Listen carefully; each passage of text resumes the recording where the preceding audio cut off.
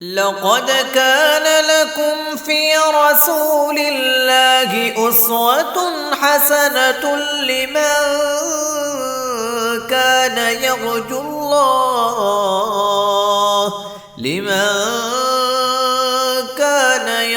الله واليوم الآخر وذكر الله كثيرا نحمده ونصلی علی رسول الکریم اما بعد۔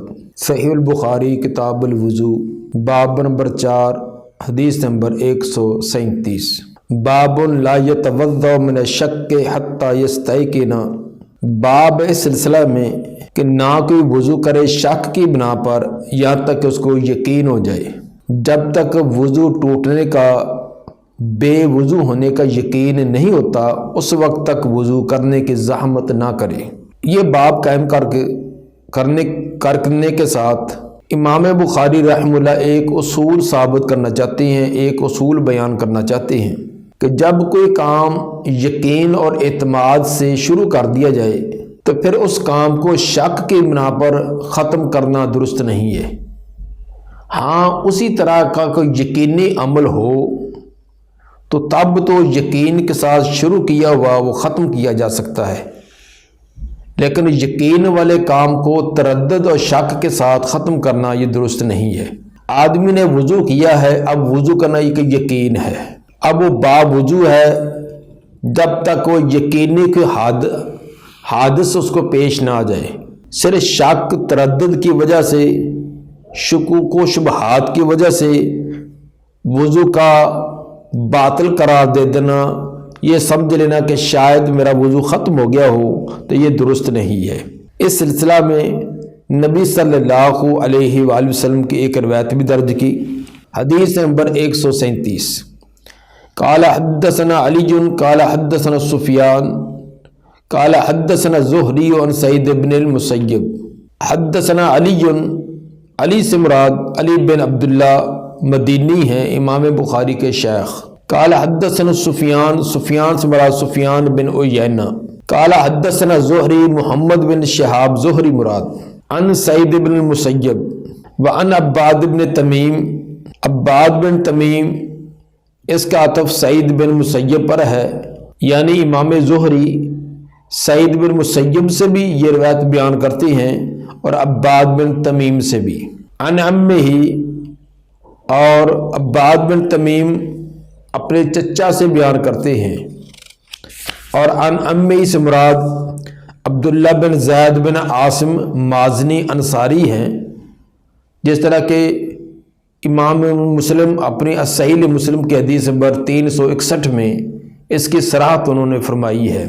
انہ شکا الی رسول اللہ صلی اللہ علیہ وسلم الرجل الذی یخیر الیہ۔ عباد بن تمیم کے چچا انہوں نے یہ بات بیان کی یا یہ شکایت کی آپ کی طرف کہ ایک آدمی ہے الذی یخیر الیہ، جس کو یہ خیال آتا ہے کہ انہ یجد شیء فی الصلاۃ، کہ نماز کے دوران اس نے کوئی شے پائی ہے۔ ایک آدمی وضو کیا، نماز شروع کی، تو دوران نماز اس کو یہ خیال اور وسوسہ آتا ہے کہ اس کو نے کوئی شے محسوس کی ہے۔ شے محسوس کرنے سے مراد کوئی ہوا کا خروج وغیرہ، ایسے اس کو وسوسہ آتا ہے، تو اب وہ کیا کرے؟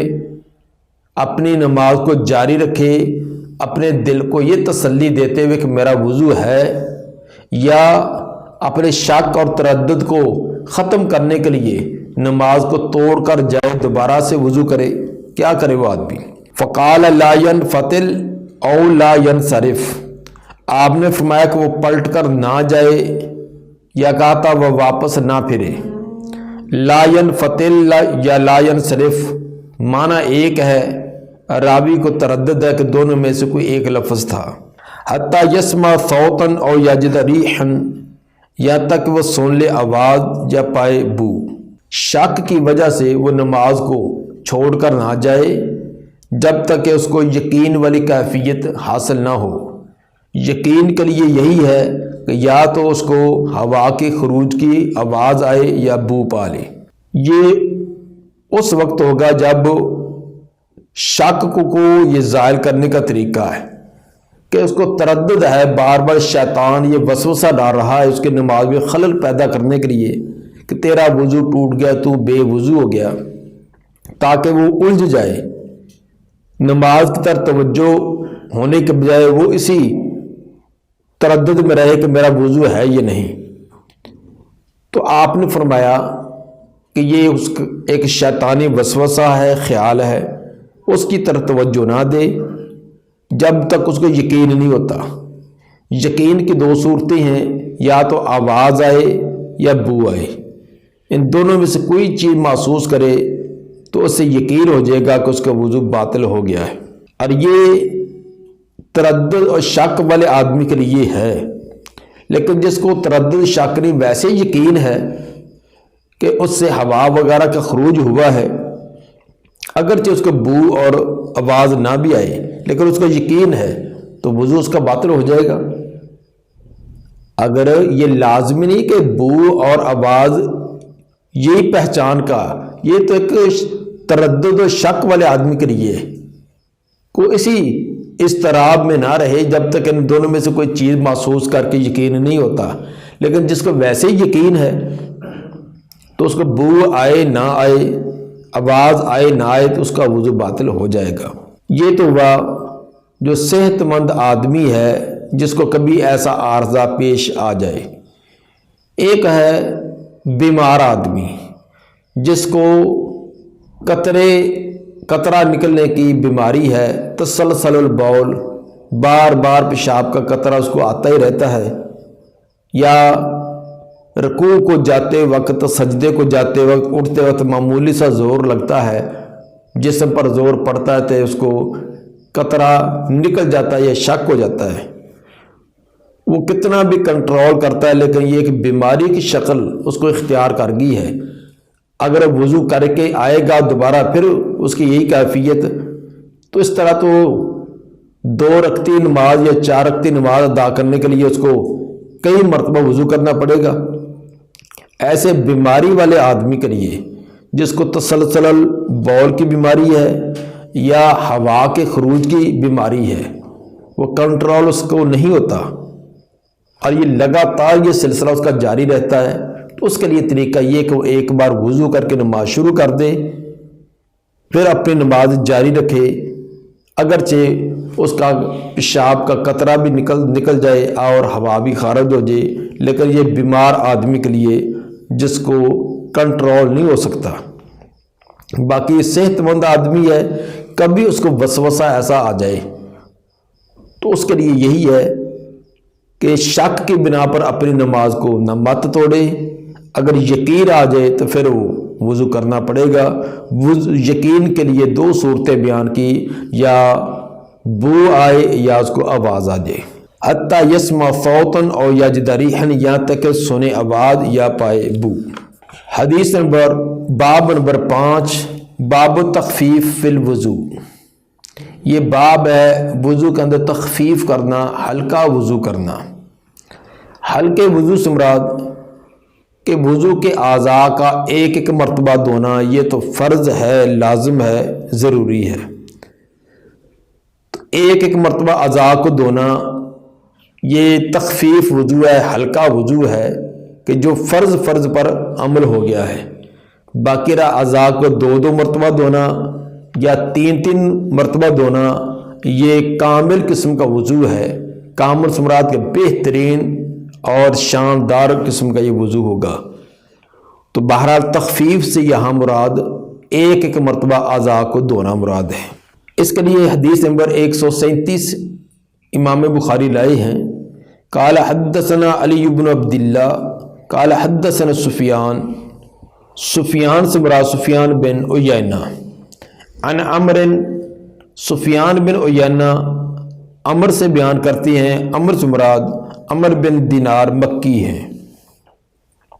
قال اخبرنی قریب عن ابن عباس ان نبی صلی اللہ علیہ وسلم نام حتی نافخ، نبی صلی اللہ علیہ وسلم سوئے یہاں تک کہ آپ خرانٹے لینے لگے۔ نافخہ کا اصل میں معنی ہوتا ہے کھینچ کر سانس لینا، یعنی جس کے اندر ناک سے یا منہ سے تھوڑی سی آواز بھی پیدا ہو جائے۔ ثم صلی، پھر آپ نے نماز پڑھی۔ وربما قالا، اور بعض اوقات راوی نے ایسے لفظ بیان کیے ہیں کہ اضطجع، آپ لیٹے، حتی نافخہ، یہاں تک کہ آپ کو خرانٹے لینے لگے۔ ثم قام فصلی، پھر آپ کھڑے ہوئے اور نماز پڑھی۔ یہ روایت اختصار کے ساتھ ابن عباس رضی اللہ عنہما سے مروی ہے، اور یہی روایت تفصیل کے ساتھ حضرت سفیان بن عیینہ نے جب بیان کیا وہ اس طرح ہے جو آگے بیان کی ہے۔ ثم حدثنا بی سفیان مرتن بعد مرتن، پھر بیان کی یہ حدیث سفیان بن عیینہ نے مرتن بعد مرتن، ایک مرتبہ کے بعد دوسری مرتبہ، یعنی کسی دوسری مرتبہ انہوں نے یہ تفصیل سے بیان کی۔ گویا کہ پیچھے جو اختصار کیا تھا یہ سفیان بن عیینہ نے اختصار کیا ہے۔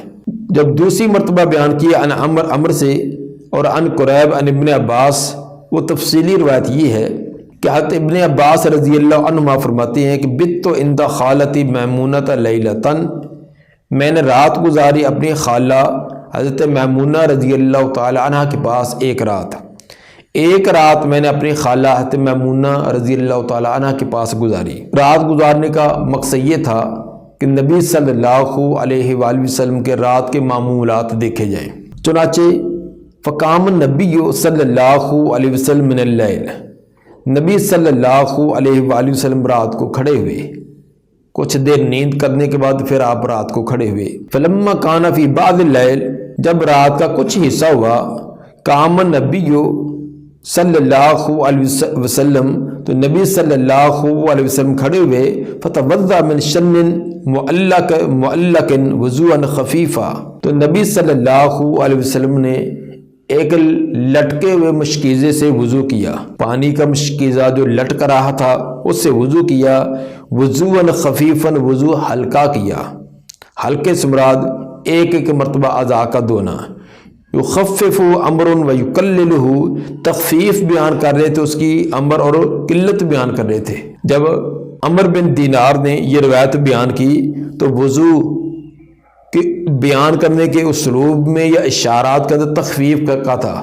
اشارات کے اندر مثلا کہنا کہ مختصر سا وضو کیا، ایسے ہاتھ کا اشارہ کیا، اور لب و لہجے سے بھی وہ یہ اظہار کر رہے تھے کہ آپ کا وضو ہلکا تھا، یعنی ایک مرتبہ اعضاء دھوئے تھے۔ یہی امام بخاری رحمہ اللہ ان الفاظ سے ثابت کرنا چاہتی ہیں کہ ایک مرتبہ وضو کرنا، خفیف وضو کرنا یہ جائز ہے، اس سے وضو درست ہو جاتا ہے۔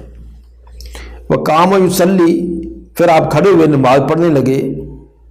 فتوضأت نحو مما توضأ، ابن عباس رضی اللہ عنہ فرماتے ہیں کہ میں نے وضو کیا اسی طرح جس طرح آپ نے وضو کیا تھا، میں ایسا سے اٹھا تو جیسے آپ نے مشکیزے سے وضو کیا میں نے بھی اسی طرح وضو کیا۔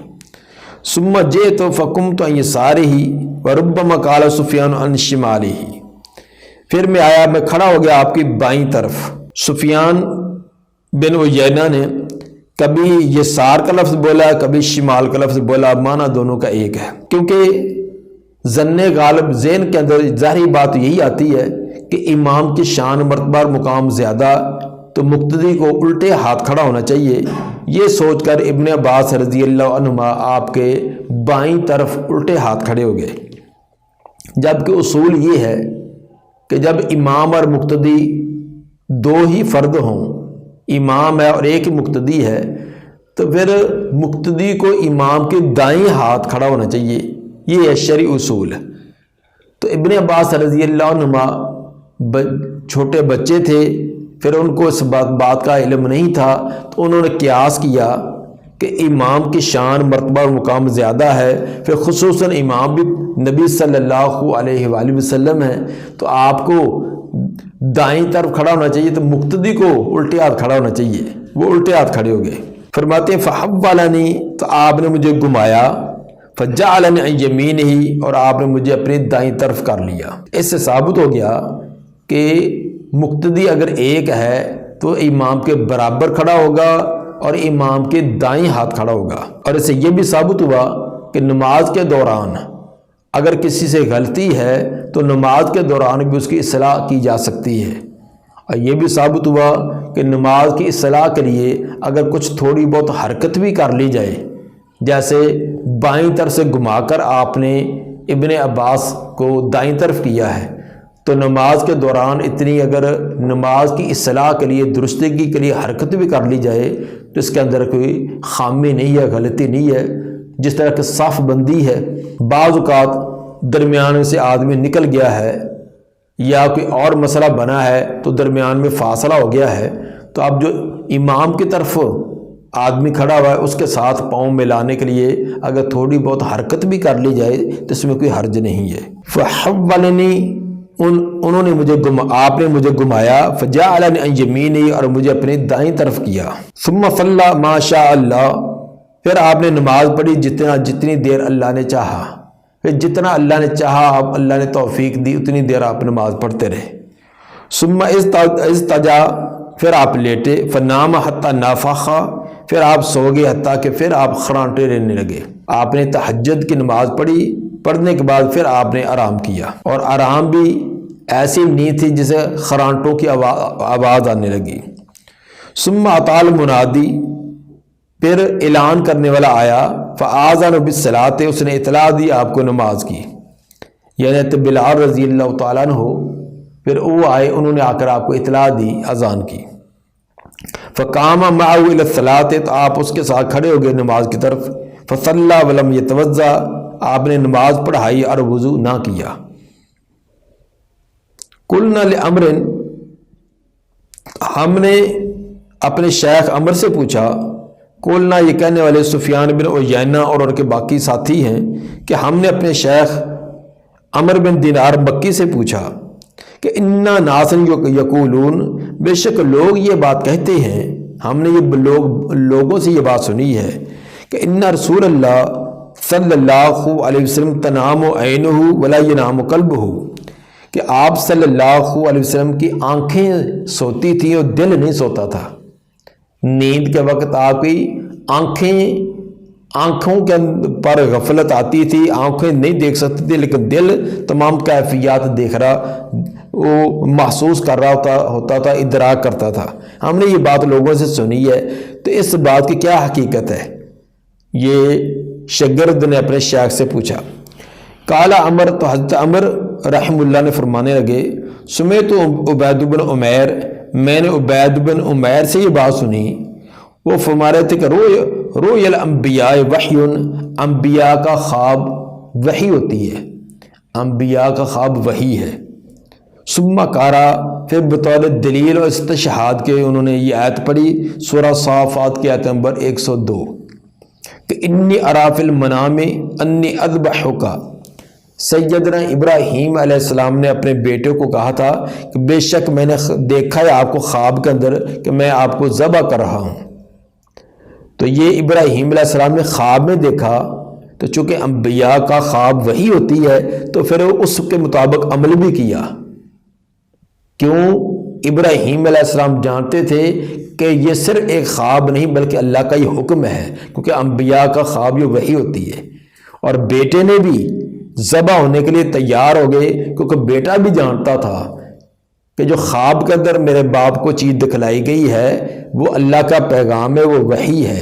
اس سے عمر بن دینار رحم اللہ یہ بات ثابت کرنا چاہتے ہیں کہ انبیاء کے خواب چونکہ وحی ہوتے ہیں، اور وحی کا یاد رکھنا یہ دل کا کام ہے، تو اگر دل بیدار نہ ہو تو وحی کی حفاظت کیسے ہوگی؟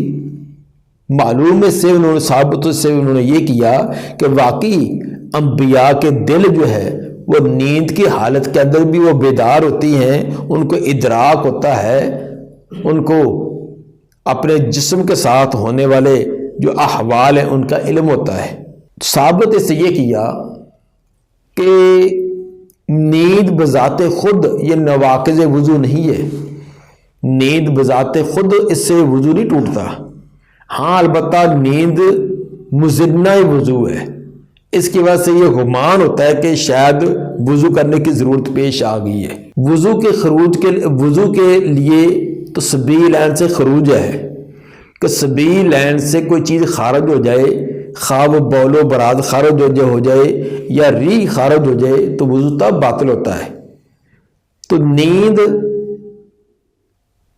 جب آتی ہے تو اس وقت انسان کو شعور نہیں ہوتا کہ میرے سبیلین سے کوئی چیز خارج ہوئی ہے یا نہیں، تو اس سے وہم ہوتا ہے کہ نیند آنے کی وجہ سے وضو شاید باطل ہو گیا ہو۔ تو باقی لوگوں کو تو علم نہیں ہوتا نیند آنے کی وجہ سے کہ اس سے جسم سے کوئی چیز خارج ہوئی ہے یا نہیں، لیکن انبیاء ان کو چونکہ دل ان کا بیدار ہوتا ہے، نیند کی حالت میں بھی دل بیدار ہوتا ہے، تو ان کو اپنے جسم کے ساتھ ہونے والے عوارض کا علم ہوتا ہے۔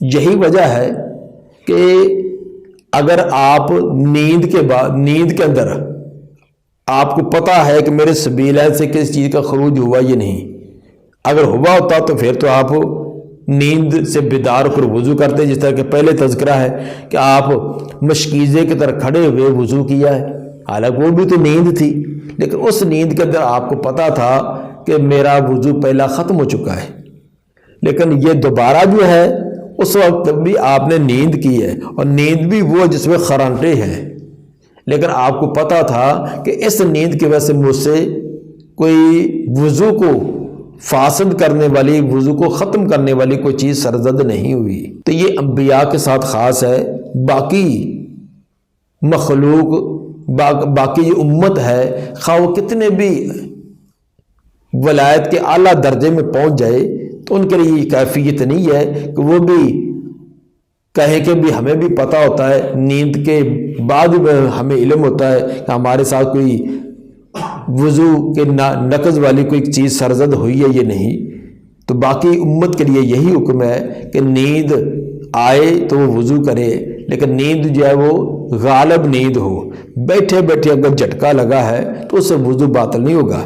تو یہ بھی دلیل ہے کہ نیند بذات خود ناقض وضو نہیں، اگر نیند سے وضو ٹوٹتا ہو تو بیٹھے بیٹھے بھی جھٹکا لگنے سے وضو ٹوٹنا چاہیے، جبکہ یہ کسی کے نزدیک بھی ناقض وضو نہیں۔ صحابہ کرام فرماتے کہ ہم بسا اوقات عشاء کی نماز کے انتظار میں بیٹھے ہوتے تو بیٹھے بیٹھے ہماری گردنیں نیند کی وجہ سے جھک جاتی، پھر نبی صلی اللہ علیہ وسلم دیر سے جب آتے اسی طرح ہم کھڑے ہو کر نماز پڑھ لیتے۔ تو ثابت ہوا بیٹھے بیٹھے جھٹکا لگنے سے وہ نیند ہلکی قسم کی ہوتی ہے، وہ غافل کر دینے والی نیند نہیں ہوتی، اس سے وضو نہیں ٹوٹے گا۔ تو جو نیند غالب ہے، جس کی وجہ سے انسان کو شعور نہیں رہتا کہ جسم سے کوئی چیز خارج ہوئی ہے یہ نہیں، تو اس نیند کی وجہ سے وضو کرنا پڑے گا، کیونکہ شک اور تردد آ گیا ہے۔